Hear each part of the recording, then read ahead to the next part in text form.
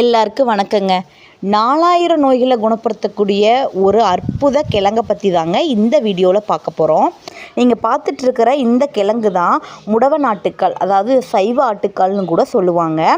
மூட்டு வலி, முதுகு வலி, அப்போ இடுப்பு வலி, அந்த மாதிரி எலும்பு சம்மந்தமான பிரச்சனைகள், அது மாதிரி பலவிதமான நோய்களுக்கு முடவ நாட்டுக்கால் ஒரு அற்புத மருந்தாக இருக்குதுங்க.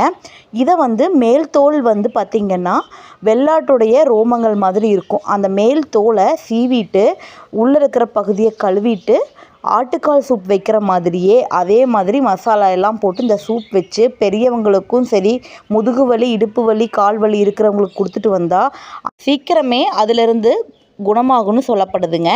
இந்த கிழங்குகள் மலை பிரதேசங்களில் வளரக்கூடியது.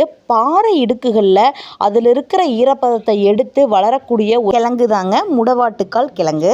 பார்த்தாலும் வாங்காமல்